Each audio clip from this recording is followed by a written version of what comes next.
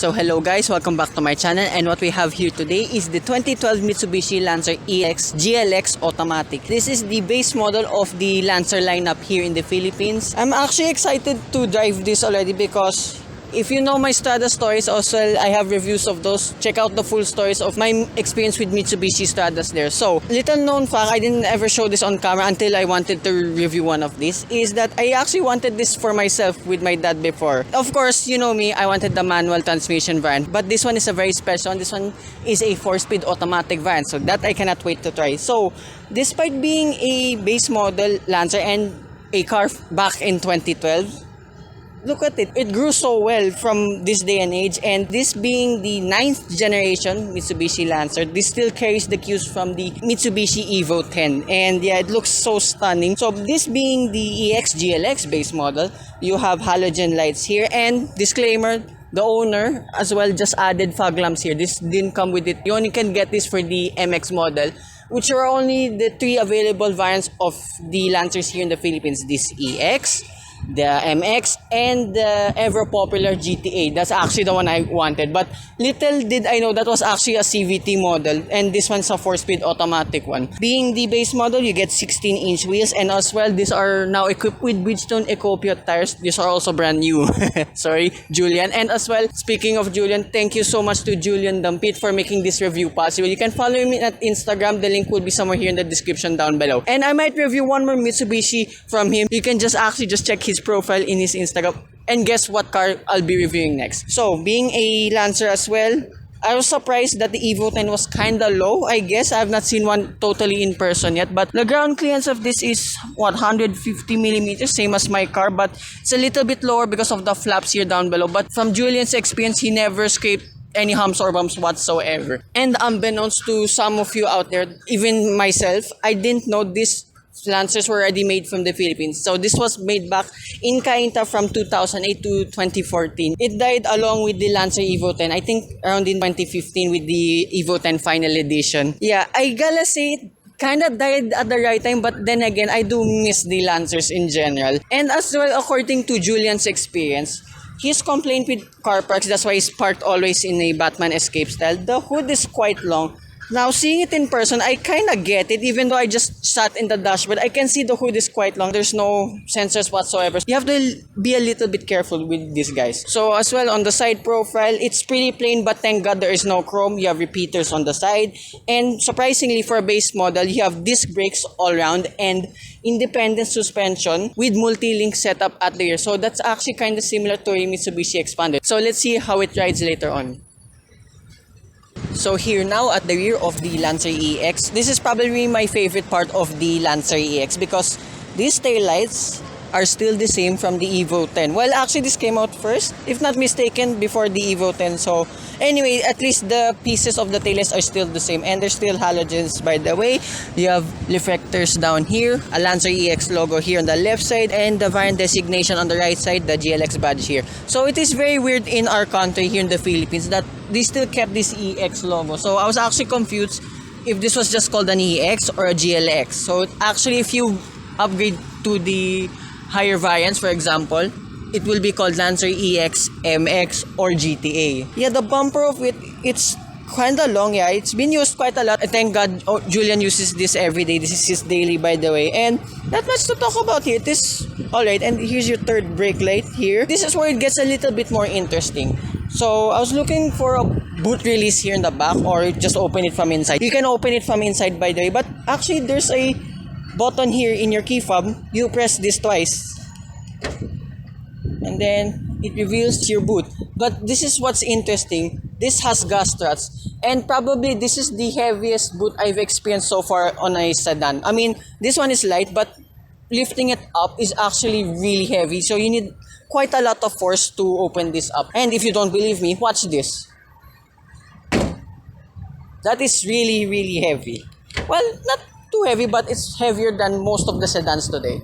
So as well, the boot space here, you have a total of 420 liters. Nice. And yeah, getting stuff in and out might be a little bit difficult. I mean, it's already near my waist, the boot lip. But the trade-off is there is not much of a load lip in the boot. I mean, it's only this much. So it makes up for it at least. The boot is kind of wide, although you might have a hard time putting taller items in here though. You have a halogen light here, and you can fold the seats down like most of its sedans and like my Corolla. So that's about it here with the exterior and boot of the Lancer EX. Oh wait, since we're outside already, it might just rain. Let's talk about the engine.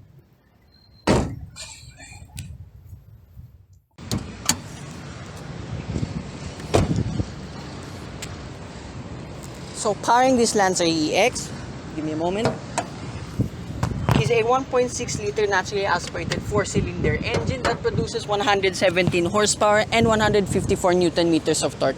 And this specific one is mated to an Invex 2 4-speed automatic transmission.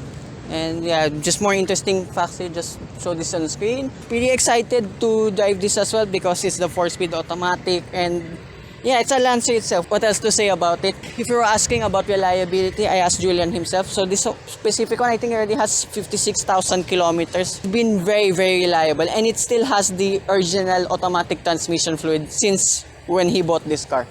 So that's about with the engine. I'll show you the interior. So this is the interior of the 2012 Mitsubishi Lancer EX. GLX is a lot of X. Oh. That sounds... Wait. Oh my god, that sounds like a tin can. No offense though. Julian also admits this is built pretty light. So actually, being honest, it sounds exactly like the current Mitsubishi Mirage. The boom, yeah. There's not much insulation here. He also said that to me when he gets to drive this. There's a lot of noise going on. So I'll find out that for myself later on. Start this up. Welcome, thank you. Here in the door card, there's a lot of plastic here, but surprisingly, this one is leather up to the elbow, surprisingly. Yeah, door card's pretty simple. You have your window switches here, side mirror adjustments, and 2 cubby spaces and bottle holders on each side. It fits a 500 ml bottle perfectly. And then yeah, here in the interior, it's as basic as you can get, and especially with the steering wheel. But I don't mind the steering wheel for once, because the steering wheel is a steering wheel. Just your logo, no buttons, your horn, simple as that. And there's an airbag here. Oh, surprisingly for base model, it has an airbag. So here on the left side, air conditioning vent, your info button for your multi-information display in the middle. And then here on the left side, you have 2 blank buttons. So this is the only modification done by Julian here. This is your fog lamp button. Remember, this EX GLX is not equipped with fog lamps and corning lamps. As I said, that's only available for the MX model. So unique to this Lancer EX GLX 2 is the instrument cluster. It is dominated by 2 large bezels that is exactly the same like in the Evo 10. Also unique to this Lancer EX is this 8-inch LCD display, which is a class first. It's only for sound purposes, like for your DVD and for your radio. But cool enough, when this was new, this was a dealer option. You can upgrade this to a Bluetooth/GPS head unit. Regardless of the DVD unit or Bluetooth GPS unit, this is one of the best equipped sedans at its time too. So yeah, this is also what I was looking for in a car. Just a simple display here in the middle. That is it. And also there's an iPod button here. I just realized this is also a touchscreen unit. There's a navigation button, but it's not activating for some reason. So yeah, turn that off. There's not much you can do there, but still this has iPod. So like today's trend, it still has Apple stuff here. So below the infotainment system, you have a hazard button here, and continues the weird pattern here from the door. It stretches all the way to the right side of the dashboard, and I like the dashboard is really long, so visibility is excellent. The A-pillar is yeah kind of big, but it's a sedan, so it's alright. And yeah, I understand Julian's reason. Now the hood is kind of long, so you have to be a little bit careful when parking this thing. And then ooh, your quarter panel, as you can see there, the C-pillar is kind of big, but then again, there's the use of side mirrors, and this is kind of like a short sedan anyways. Feels just a little bit longer than my personal car. And then below the hazard button, you have your air conditioning controls. The aircon seems pretty alright as well. And then further down below, there's cubby spaces, a cigarette lighter. Fits my phone perfectly, surprisingly. And then here, in your gear lever, pretty standard as well. I like there's still no gloss block here, so I don't think it was a trend that time yet. And there's another cubby space here. I assume this is your ashtray. Put a phone there if you want. It's kind of useless though. 2 cup holders here. Fits a 500 ml bottle. Have a manual handbrake here again. And then center console box. It's kind of flimsy, but alright, decent enough space. then glove box. Okay, pretty standard for a sedan. And then what else? Above here, I assume these are still fresh from the factory plastic. But you have a vanity mirror. No light though, but it's fine. Don't extend. Yeah, it's it's a little bit flimsy, the visor, but it's fine, I guess. And this is also how you can tell this is a base model Lancer, or the seats. They're fabric, but this is just in a cover. And I like the seat design. It kind of looks like a tornique's bolt or a lightning bolt, whatever. Right. And then for your multi-information display, oh, there's your fuel economy. I was expecting this to be fuel efficient. We'll get to that in a bit. I'll also confirm this with Julie. What the heck? Anyway, so that's about it here in front of the Lancer EX. It's a tongue twister. Lancer EX GLX. So that's about it in the Mitsubishi Lancer EX GLX. Shoot. I'll show you the rear seats. So these are the rear seats of the Lancer EX GLX. Pretty much the same as front. You have a halogen light above there. So like in front, still have plastic above here and a squeegee material here for your elbow. It's a bit harder than usual now compared against in front. And then you now have a smaller cubby space now on each side of the door. Will not fit bottles anymore. And surprisingly for a base model, you have a central armrest. And they fit again the bottle perfectly. And surprisingly, space here in the back. Feet room, knee room. Pretty good. Headroom though, yeah, that's sloping roof design for the rear, yeah. I'm 5'4", but I have just enough headroom for me. So yet again, taller people might tend to struggle here in the back. So when you have one map pocket behind the right front passenger seat, and then for your seat here in the middle, transmission panel is pretty tall and wide, but it's alright to put your feet up since it's that wide. And then there's no toys in the middle.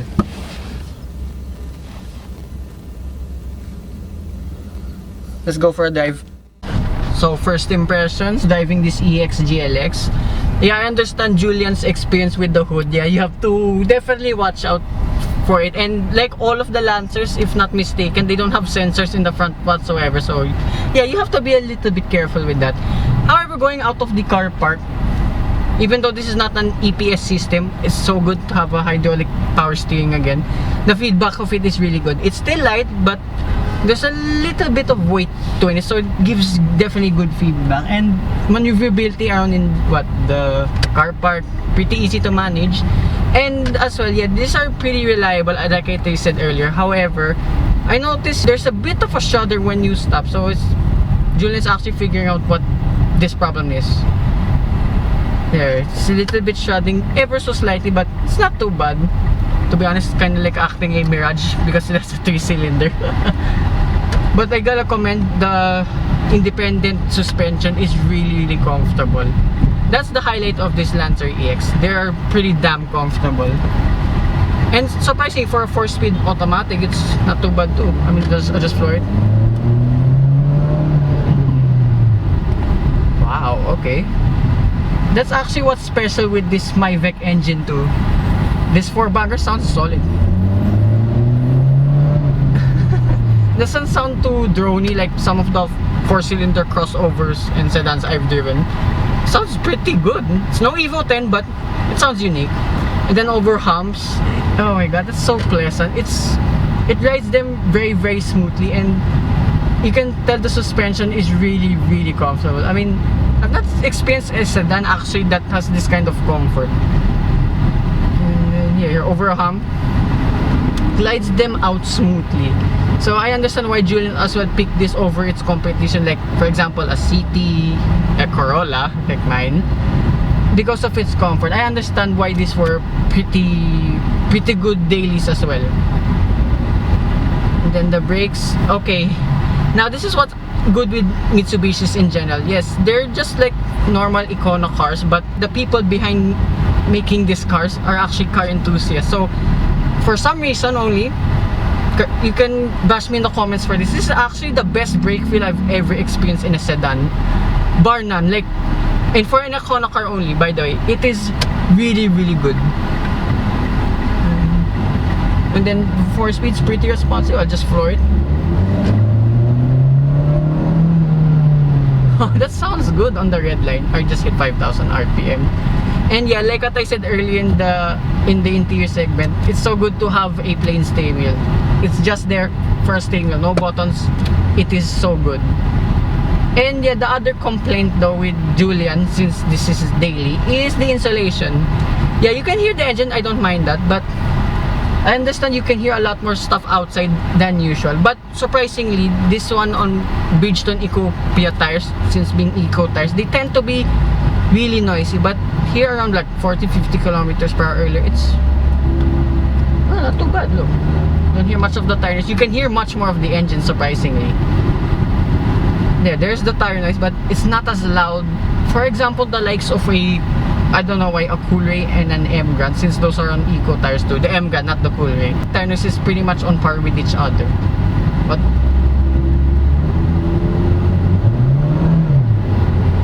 okay, yeah, I can see now the 4-speed kinda acts like the Mitsubishi Expander. They're not the same type of transmissions. This one's an Invex 2, by the way, but it kinda acts like it. The gearing is long, it kinda takes a while to kick down, and there's no driving modes, mind you, with this Lancer EX. And then here, bumpy road test. Oh yeah, you can hear the suspension wobbling a bit, but in the end, look, still comfortable. It's the right amount of bounce as well with the suspension. It's not too bouncy. It feels like a Suzuki Jimny, but copes them up pretty well. Then here, rougher patches of road. Wow, that soaks them up pretty well. Yeah, the insulation in the suspension, you can actually hear it. And like my complaint earlier, the door studs are pretty thin as well. But for what this was, this cost 855,000 pesos when this was brand new. This was actually a steal. Comparing with its price before with its competition, this was the most affordable one. And the advantage of this one's Philippine made. And as well, being Philippine made, you won't have issues with parts whatsoever. And then surprisingly, above incline, so on and so forth, it's not too bad as well. Just watch out for the flap, as Julian said to me earlier. But over humps like this and inclines, very steep inclines like in car parks, it's not bad.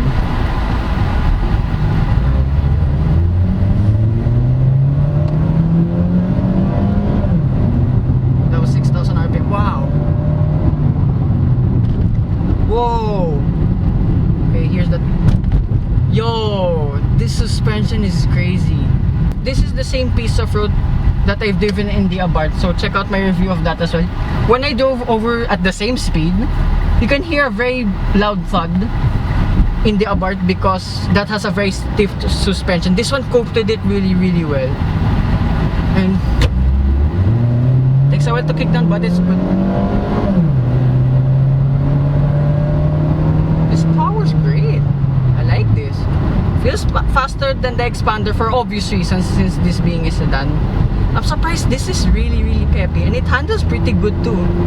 Like I said, the highlight of this is not an EPS system yet. It's a hydraulic power assisted steering. Oh my gosh, this is very fun if you drive this above in the twisties. Yeah, the 4-speed, yeah, I would take the manual transmission, 5-speed manual transmission, but this one's plenty good enough. And I would as well, if we had enough more money with my dad over the Stradas, I would literally got this over my Corolla. And it suits the bill pretty good. It sounds good. This is so good. I didn't expect this at all with this Lancer EX. Being Philippine made again, these are actually pretty cheap to service too. And now with the fuel economy, I didn't believe this at first, but I asked Julian later on. So these numbers are pretty accurate. So around with my driving here only 5 kilometers per liter around in the city, but on better faster paces you can get around 5 to 6 or even 7 kilometers per liter. And this is the drawback I've seen with this car, according to Julian's experience again, is the highway driving fuel consumption. So the claimed of Mitsubishi Philippines fuel consumption is 17 kilometers per liter, but in real world, with Julian's experience, he's only been getting 10 to 12 kilometers per liter. I mean, that's not bad, but it's really far off from the claim of Mitsubishi Philippines fuel consumption on highway driving. And I forgot, this is a 1.6 liter engine. I won't mind the fuel economy because it's literally the same as my Toyota Corolla big body. They're exactly the same fuel consumption. So these are actually on sale now on the second-hand market, and they're pretty affordable too. I highly recommend the manual transmission variant. You can play a lot with this car. This is, of course, being Mitsubishi, you can tune a lot of stuff in here. But what's the variant I would take home? I think I'd still take this EX GLX, again with the X's, like my ex-girlfriend's getting aside, the automatic transmission. But I heard to my friend, again, shout out to Pierce you, get the MX or the GTA. I'm not sure with the GTA because that's a CVT, 6-speed simulated CVT transmission, but there's paddle shifters. You know me, I simp for a lot for paddle shifters, but he did say the MX might be good enough for me. So being a Mitsubishi, driving it a bit more now, since this being a Calsonic air conditioning unit, it is pretty cold. It got pretty cold really fast, so I just lower it down so you can hear me in the audio. Other advantage with Mitsubishi and Nissan, since they're together now, their air conditioning is pretty solid. So that concludes my review of this Lancer EX. Surprisingly, it's a good base car. So it's literally back to basics kind of car. It suits the build pretty well. So that concludes my review of this 2012 Mitsubishi Lancer EX GLX automatic. I'd like to thank Julian Dampit so much for making this test drive review possible. Remember, his Instagram profile is in the description down below. Follow him, and remember, comment down below, guess what car I'll be driving next. So see you with more Mitsubishi reviews as well. Bye bye.